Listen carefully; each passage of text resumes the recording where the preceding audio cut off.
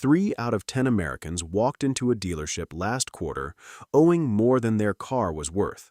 Not a handful, not the reckless ones, 3 out of 10.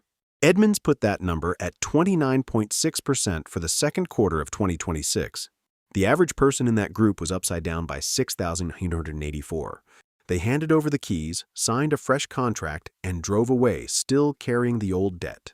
Nora has watched this exact scene play out for 11 years, and almost every one of those drivers believed they had made the safe choice. They bought instead of leasing because somebody told them buying builds equity. Here's what nobody tells you about that sentence. Buying only builds equity if you outlive the loan. The average new car loan in America now runs 69.5 months. That is Experian's number for the first quarter of 2026. Meanwhile, the average trade-in rolling onto a dealer lot is 4 years old. Read those two numbers next to each other one more time.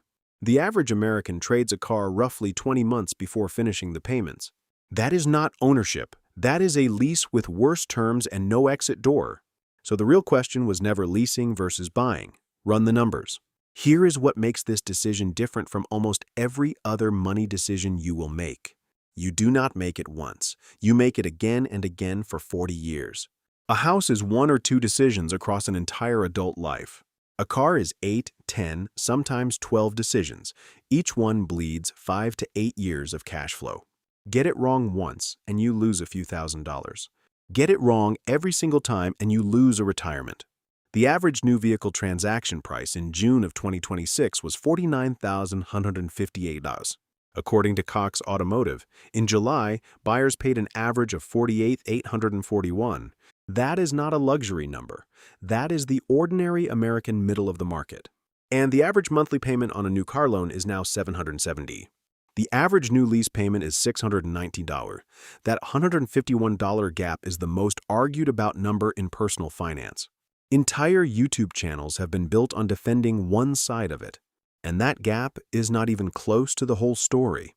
By the end of this video, you will see a $53,000 difference between 2 women. Both of them bought, neither of them leased. The thing that separated them by $53,000 was not the dealership, the interest rate, or the car. It was one number on the contract that nobody negotiates. We are going to build all 3 paths from scratch, dollar by dollar. Same car, same salary, same credit score, same day. Let's keep this fair. Meet 3 women who walk into the same dealership on the same January morning in 2026. Camille, Renee, and Priya are all 34 years old. Each one earns $62,000 a year before taxes. Each one has a credit score of 720, which puts her squarely in prime territory.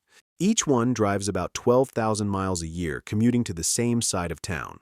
Each one wants the exact same vehicle, a $42,000 crossover. Same trim, same color, same options package, same salesman. The sticker says $42,000.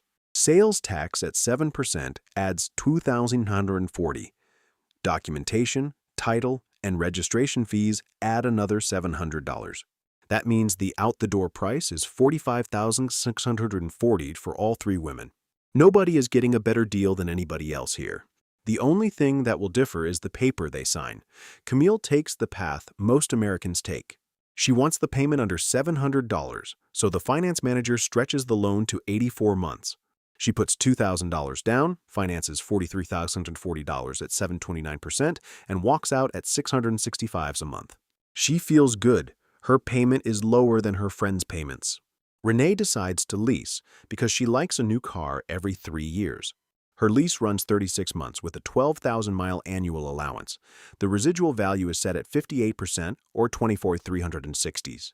The money factor is 0.00230, which is a 5.52% interest rate wearing a costume. Her depreciation charge is $509.44 a month. Her rent charge is $154.24 a month. Add 7% tax, and Renee drives away at $710 a month. She also pays $1,000 at signing and an $895 acquisition fee. Priya does something almost nobody does anymore. She puts $6,000 down and takes a 48-month loan at 5.99%. Her payment is $930 a month, and it makes her stomach hurt. Her friends tell her she is being ridiculous with her money. Her brother tells her she could be driving something nicer for less. She signs it anyway, and she does not enjoy signing it. Camille pays $665. Renee pays $710. Priya pays $931. On the day they sign, Priya looks like the worst financial decision in the room. She is paying $267 more every month than Camille for the identical vehicle. Over a year, that is $3,190 of extra cash out the door. Every instinct you have tells you that Camille won this comparison. Every dealership in America is built to make you feel that way. Watch what happens inside the finance office, because the choreography is identical every time. The manager slides a sheet across the desk with 4 boxes on it: price, trade, down payment, monthly payment. Only one of those boxes is written in large type. He asks Camille what she wants her payment to be, and she says under $700. He does not argue. He does not push back. He simply changes the term. 72 months becomes 84 months and the payment drops $58. It took him 4 seconds and it cost her thousands.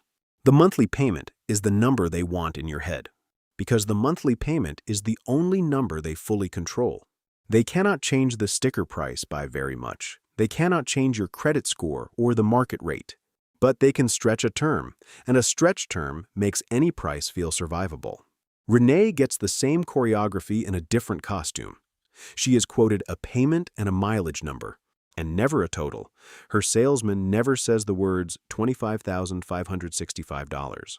He says $710 a month, and she says that works. Priya is the only one of the 3 who asks a different question. She asks what the total of all payments will be. The finance manager has to open a second screen to answer it. That pause and that second screen is the entire difference between these 3 women. Now let's run all 3 paths forward 10 years and see what actually happens. Camille's 84-month loan feels great for exactly one reason.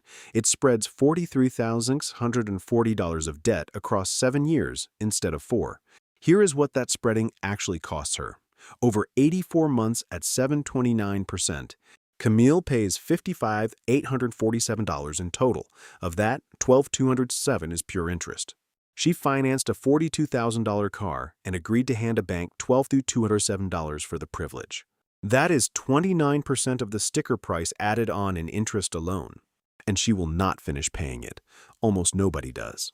Experian's Q1 2026 data shows nearly 1/3 of all auto loans now run longer than 6 years. Loans of 73 months and up are the fastest growing category in the market. 19% of new loan payments are now $1,000 a month or more. The 84-month loan is not some fringe product on the edge anymore. It is the default product for anyone who asks the wrong question. And the wrong question is always the same 4 words. What's the monthly payment? Before we go further, you need to see the other half of this equation. Every payment schedule is a straight line. Depreciation is not. A new vehicle loses roughly 20% of its value in the first 12 months. That is $400 gone from a $42,000 crossover before the first oil change. IC Cars studied more than 950,000 5-year-old vehicles sold through February of 2026. The average 5-year depreciation across that entire group came in at 41.8%. That was actually an improvement of 3.8 percentage points over the prior year.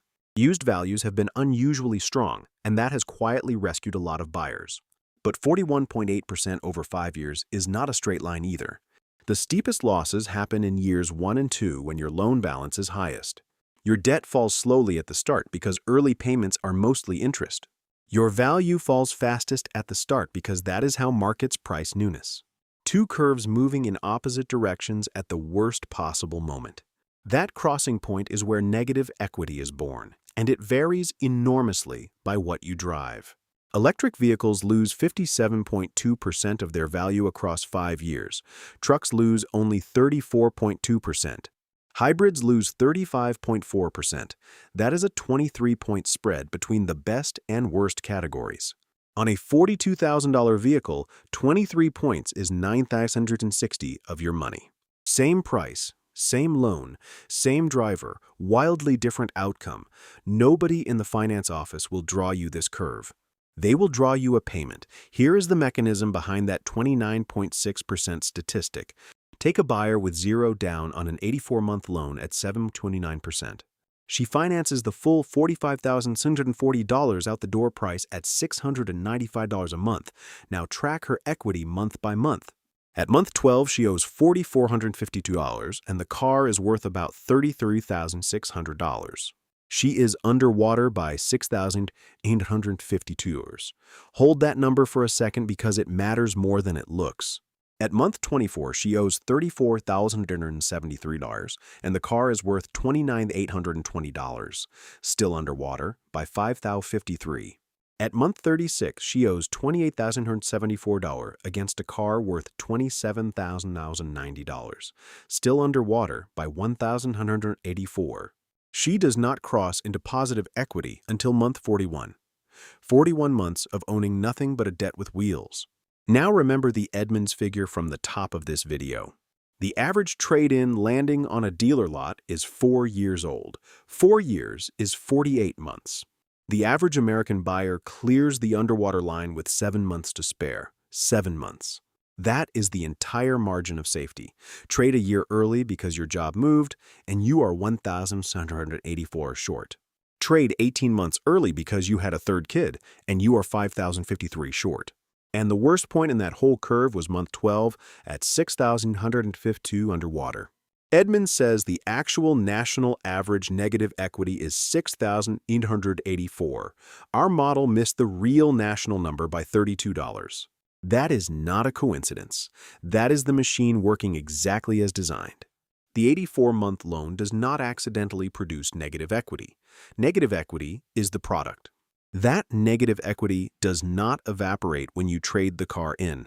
It gets folded into the next loan, quietly on a line most buyers never read. Edmunds tracked what happens to those buyers. A buyer rolling negative equity into a new loan pays $944 a month on average. The industry-wide average payment is $777, so the rollover costs $167 every single month for years. Over the life of that loan, negative equity buyers pay $16,270 in interest. A typical new car buyer pays roughly $9,770. That is $6,500 in extra interest purely for the sin of trading too early. And it compounds because the next car starts underwater too. In Q1 of 2026, 26% of underwater trade-ins carried more than $10,000 in rolled over debt. Another 9.3% carried more than $15,000. There are Americans right now paying interest on 3 cars they no longer own. Look at what Edmunds found by model in the second quarter. Toyota Tundra owners rolled an average of $8,129 into their next loan. GMC Sierra owners rolled 8,568. Chevrolet Silverado owners rolled 8,516. Ford F-150 owners rolled 8,517. These are trucks. Trucks hold value better than almost anything on the road. Jeep Wrangler owners rolled 7,167, and the Wrangler is famous for resale value. Even Honda CR-V owners, driving one of the safest resale bets in America, rolled 4,722. Ivan Drury, Edmunds' Director of Insights, said it plainly. When historically safe residual value bets show up underwater, this is a financing problem, not a vehicle choice problem. Read that sentence again. It was never about which car you picked. Now let's be honest about Renee. Because leasing gets attacked unfairly. Renee pays $710 a month for 36 months. That is $25,565. Add her $1,000 at signing and her $895 acquisition fee. Add the $395 disposition fee she owes when she hands the keys back. Her 3-year total is $27,855, and she owns absolutely nothing at the end. That sounds terrible until you look at what she actually bought. She bought 3 years with a bumper-to-bumper warranty. She bought a guaranteed exit price, contractually, in writing. That residual value of $24,360 is not a guess she has to eat. It is a promise the leasing company made, and the leasing company carries that risk. If the crossover is only worth $21,000 in 2029, that is their $3,360 problem, not hers. She hands back the keys and walks. Camille has no such promise. Nobody guarantees Camille anything. Here is the part most people get backwards. The lease is the only one of these two contracts with a floor. The loan has no floor at all. In a market where 29.6% of trade-ins are underwater by an average of $6,884, that floor has real value. Almost everyone calls leasing the risky choice. Leasing is actually the hedged choice. It is just an expensive hedge, and there is one place where that hedge is worth every dollar. Experian's Q1 2026 report shows electric vehicle share of new purchases falling, but among the EVs still moving, leasing remains dominant. That is not a coincidence, and it is not consumer preference. It is thousands of buyers correctly refusing to eat a 57.2% depreciation curve. When you lease an EV, the manufacturer eats that risk instead of you. The average payment difference on an EV lease is $95 a month. $95 a month to transfer a five-figure risk off your balance sheet. That is one of the few genuinely good trades in the entire car market. So no, leasing is not always the wrong answer here. Leasing is wrong when you use it as a permanent lifestyle instead of a targeted tool. But leasing has costs that never show up on the window sticker. Start with the rent charge. Renee pays $154.24 a month in finance charge. Across 36 months, that is $5,553. Over 10 years of cycling leases, that is roughly $18,490 in pure finance cost. On vehicles she will never own for a single day. Then there is the money factor markup. Dealers routinely mark up the money factor by 0.050 to 0.0110. Translated into a real interest rate, that is 1.2 to 2.4% added on. A markup of just 0.0040 on Renee's deal costs $26.82 a month. Across her 36-month lease, that is $966 she never agreed to in words. Across 10 years of cycling, it is over $3,200. Almost no lessee asks for the buy rate. Most do not know it exists. You can ask for it. It takes one sentence at the desk. Ask what the buy rate money factor is on this program. The worst thing that happens is they say no. Then the fees. The acquisition fee runs $600 to $1,000. The disposition fee runs $350 to $500 every time she turns a car in. Renee pays that pair roughly every 3 years, forever. Over a decade, that is about $4,296 in fees for paperwork. Then mileage. Renee's lease allows 12,000 miles a year. Excess mileage runs 12 to 30 cents per mile, commonly 25 cents. Drive 15,000 miles a year instead of 12,000 and you owe $750 at turn-in. One new job on the far side of town can cost you $2,250 across a lease, and wear and tear charges are assessed by the person who profits from assessing them. None of these numbers are hidden. All of them are ignored. Now, let's run all three paths to the 10-year mark. Renee leases continuously. New car every 36 months, 4 cycles across the decade. Her total cash out over 10 years is $93,982. At the end of year 10, she owns nothing. Her net position is negative $93,980. Camille does what the average American does. She buys on 84-month loans and trades every 48 months. At her first trade, she owes $21,440 on a car worth $25,200. She has $3,660 in equity, and she rolls it into a $46,000 car at $703 a month.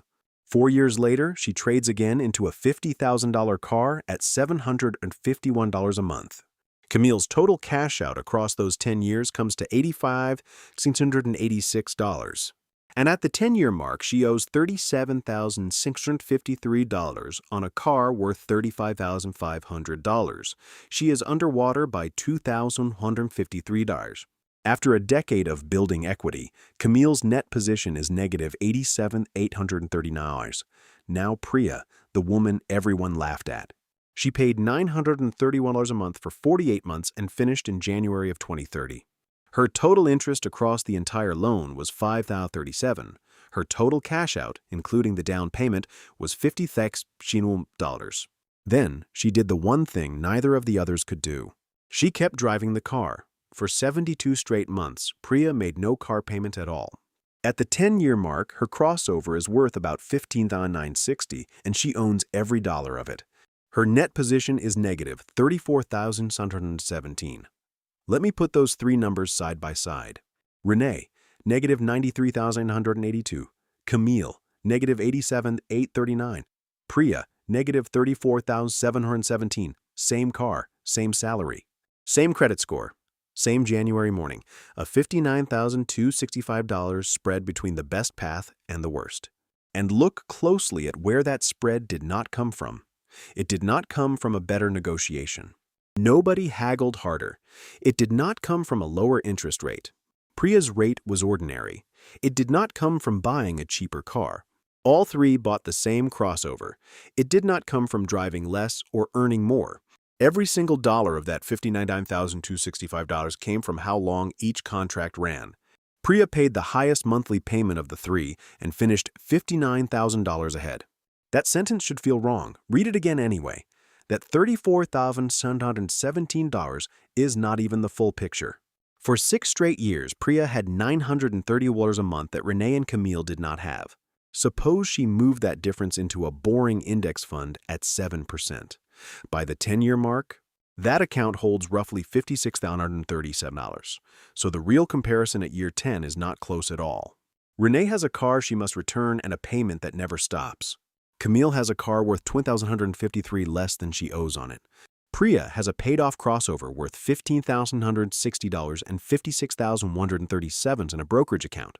That is a swing of more than $72,000 in a single decade on one $42,000 car. And Priya is 34 years old. She will make this decision 6 more times. Run the same pattern across a working life, and it stops being a car decision. It becomes the difference between retiring at 60 and retiring at 68. Now, you have been arguing with me for the last 2 minutes. You are thinking a 10-year-old car breaks down and repairs cost money. That is a fair objection, and it deserves a real answer. So let's price it honestly, instead of hand-waving. Assume Priya spends $1,200 a year on repairs from year 5 through year 10. That is $7,200 in maintenance that Renee never pays because she is always under warranty. Add it to Priya's column, and her net position moves from negative $34,717 to negative $41,917. Renee is still at negative $93,982. Priya is still ahead by more than $52,000. You could triple those repair costs, and Priya still wins by a wide margin. Because repairs are measured in hundreds and depreciation is measured in thousands. A $1,600 transmission repair feels like a catastrophe on a Tuesday. Losing $8,400 of value in year 1 does not feel like anything at all. That asymmetry is why so many careful people make this mistake. We flinch at visible costs and sleep through invisible ones. The repair bill has a date and an invoice. The depreciation does not. One of them wrecks your week. The other one wrecks your decade. And there is a second answer to the reliability objection. A car you own outright can be replaced on your schedule, not the bank's. Priya can sell that crossover for $15,960 any Saturday she wants. Renee cannot sell a car she does not own. Camille cannot sell a car she owes $37,653 on. Owning the asset is not just cheaper, it is the only version with an exit. Now go back and look at what actually separated these 3 women. The internet has argued about leasing versus buying for 20 years. So let's settle it with the numbers we just built. Renee leased for 10 years and ended at negative $93,980. Camille bought for 10 years and ended at negative $87,839. The gap between leasing and buying across an entire decade is $6,143. That is $51 a month. $51 a month is the entire lease versus buy debate. Now look at the gap between Camille and Priya. Both of them bought, both took loans, both used the same dealership. The gap between them is $53,122. One of those numbers gets 1 million YouTube videos. The other one gets almost none. Everybody argues about the $51 and nobody asks about the $53,000. Here's what actually happens when you sit in that finance office. You negotiate the price for 2 hours and win maybe $200. Then you accept the term in about 11 seconds. The price is where you fight. The term is where you lose, because the term does 3 things at once. It sets how much interest you pay, it sets how fast you build equity, and it sets how long you are trapped before you can leave without a penalty. Camille and Priya bought the identical car from the identical salesman. The only difference between them was 36 months of contract length. Those 36 months were worth $53,122. The dealership never sold you a car, it sold you a calendar. Think about how strange that is for a moment. You spent 2 hours defending one $200 and 11 seconds surrendering $53,000. Not because you are careless, because nobody ever showed you where the money was. And here is the part that should reframe everything. Leasing is not the enemy of wealth. Buying is not the friend of wealth. A 36-month lease and a 36-month loan behave almost identically. An 84-month loan traded at 48 months is just a lease with worse terms and no floor. The label on the contract is marketing. The length of the contract is math. So stop asking whether to lease or buy. Ask how long you will actually keep it, then buy or lease that exact length. Most people believe they are choosing a product. They are choosing a duration, and they are choosing it by accident. Camille never decided to spend $53,000 more than Priya. She decided she wanted a payment under $700, and the term decided the rest. Nobody lied to her. Nobody hid anything from her. The number that mattered was simply never the number on the table. So what does this look like on a Tuesday afternoon in a real dealership? 3 questions. That is the whole toolkit. First, how long will I honestly keep this car? Not how long you hope. How long your last 3 cars actually lasted. If the honest answer is under 4 years, lease it or buy it on a 36-month note. If the honest answer is 8 years or more, buy it on the shortest term you can survive. Second, what is the total of all payments, not the monthly payment? Multiply the payment by the term and say that number out loud. $665 a month sounds fine. $55,847 does not. Third, on the day I want to leave, will I owe more than it's worth? If yes, you did not buy a car. You rented one and kept the risk. Nobody in that building is going to volunteer these 3 answers. They are not villains. They are just paid on a different number than you are. Leasing is not a scam, and buying is not a virtue. They are 2 ways of paying for the same depreciation. The only question that ever mattered is how long you stay. If this changed how you look at the paper on that desk, subscribe to Coach Nora Money and hit the notification bell. We break down the hidden math behind the financial decisions you face every day.